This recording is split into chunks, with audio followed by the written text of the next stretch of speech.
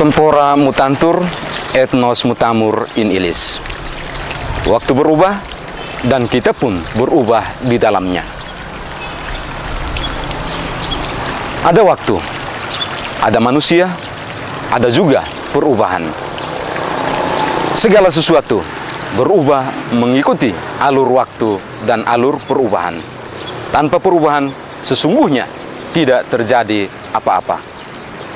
83 tahun, kami, umat Paroki Katedral Santa Maria Immaculata Atambua, telah menorehkan sejarah. Banyak kisah telah dirajut. Banyak pengalaman telah dialami.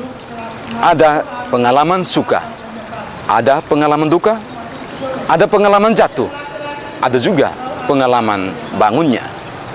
Di dalam alur perubahan itu, pengalaman-pengalaman itu pun beralur dengan indah di bawah perlindungan Bunda Maria. 83 tahun telah berlalu.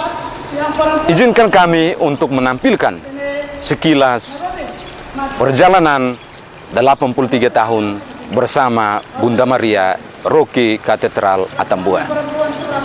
Berikut kami tampilkan sekelumit sejarah terbentuknya dan berkembangnya paroki tercinta ini. Paroki Katedral Santa Maria Immaculata beralamat di Jalan Immaculata nomor 1 Atambua. Nama lengkapnya adalah Paroki Katedral Santa Maria Immaculata. Pada masa awal keberadaannya, Atambua masih menjadi bagian dari Paroki Roh Kudus Halelulik. Atambua mulai dirintis menjadi paroki sejak tahun 1920. Dalam proses pemekaran paroki ini, patut disebutkan beberapa nama misionaris dari Serikat Sabda Allah yang menjadi perintis berdirinya Paroki Katedral Santa Maria Immaculata Atambua. Para misionaris yang dimaksud adalah Monsignor Arnoldus Vestralen SVD, Pater Johannes Boma SVD, Pater Jan van Cleef SVD, Pater Joseph Smets SVD, dan Pater Abaum SVD. Pada tahun 1926, wilayah Atambua resmi menjadi satu paroki sendiri, yakni Paroki Santa Maria Immaculata Atambua. Pastor parokinya yang pertama adalah Pater Jakobus Pesels SVD dan C. Martens SVD. Seiring dengan beralihnya lembaran-lembaran waktu, dengan berdirinya hierarki untuk seluruh Indonesia pada tanggal 3 Januari 1961, Vikariat Apostolik Atambua menjadi Keuskupan Atambua. Dan sebagai gereja tempat, Keuskupan Atambua yang berpusat di Atambua dipimpin oleh Monsignor Theodorus Franciscus Maria Sulama SVD.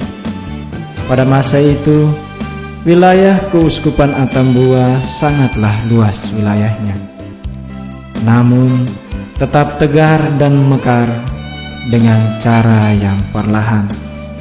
Maka pada tahun 1967 terbentuklah Keuskupan Kupang yang kini telah menjadi Keuskupan Agung.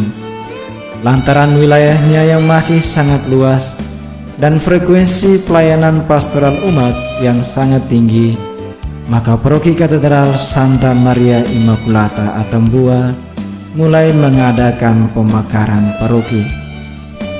Paroki pertama yang berhasil dimekarkan adalah Paroki Santo Antonius Padua, Surit Lulik Mela.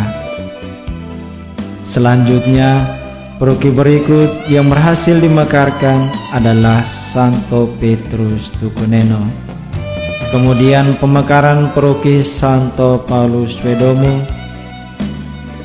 Paroki Santo Agustinus Fatubenau, Paroki Bunda Penebus Umanen Fatukiti, dan yang terakhir dimekarkan adalah Paroki Santo Yohanes Pemandi Haliwen.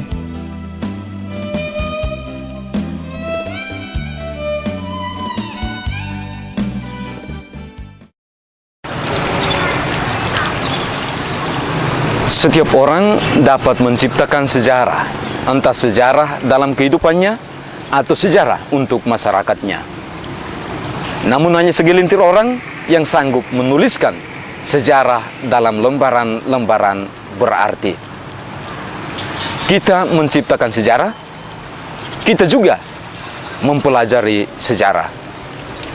Kita belajar sejarah bukan untuk pintar. Kita belajar sejarah untuk semakin bijaksana dalam kehidupan.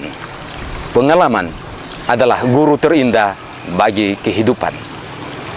Kita saksikan penuturan, kesaksian beberapa tokoh yang terlibat langsung dalam proses sejarah, perkembangan dan pertumbuhan Paroki Katedral Immaculata Atambua.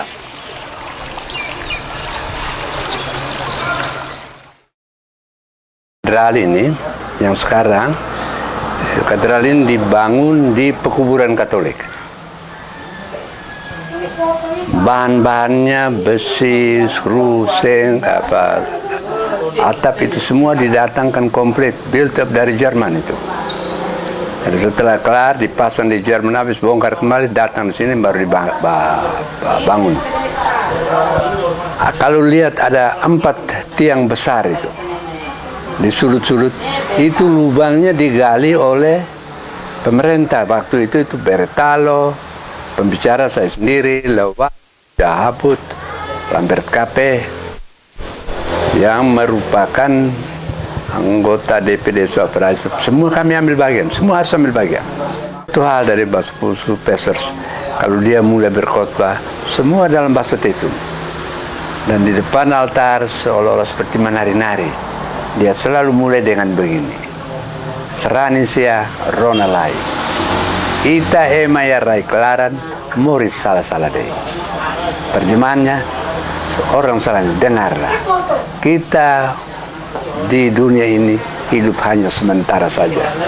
Lalu khotbah berlanjut dengan bahasa Tetun yang sungguh menusuk hati orang karena diucapkan dalam bahasa yang bagus dan lengkap, bahasa Tetun. Apa kesulitannya? Mereka ya, memang kalau sementara hujan tidak jalan, tetapi jika sementara jalan ada hujan, mereka jalan terus. Hujan, angin, banjir, lumpur, mereka setia mengunjungi orang Selani. Sekolah, pastor itu sering dia pakai jubah, dia pergi sekolah, dia pergi lihat, maka semua anak-anak, Tuhan datang. Mereka senang, pastor pergi kunjung mereka. Yang sekarang saya kurang lihat, saya kurang dengar bahwa mereka mengunjungi sekolah. Lalu saya harap ya, kita orang Selani juga, kita zaman ini sekarang ya, harus ada tanggung jawab terhadap kehidupan imam dan gereja. Pastor, gereja itu kita punya, Venus. Itu masalah self-belongingness, kita punya. Dahulu memang dharma dari Eropa masih banyak. Jadi ada juga orang Selani yang sedikit pikir, dulu semua pastor ada kok. Dharma itu, orang Selani di Eropa yang hati baik, mereka berikan dharma. Kalau sekarang tidak ada gitu. Karena kita sudah sendiri, mereka harus menghidup sendiri. Jangan-jangan kaca jendela gereja pecah, kita bilang, pastor, tidak, itu kita. Maka imam-imam supaya harus lebih ke masyarakat, ke mereka. Lihat mereka, di kebun pun harus pergi. Pastor itu, pastoral kebun, pastoral agraria, pastoral olahraga, itu harus pergi. Rakyat di kebun kalau tidak pernah pergi, bagaimana menyertai? Tunggu saya di gereja, barangkali kurang kena, menurut zaman ini.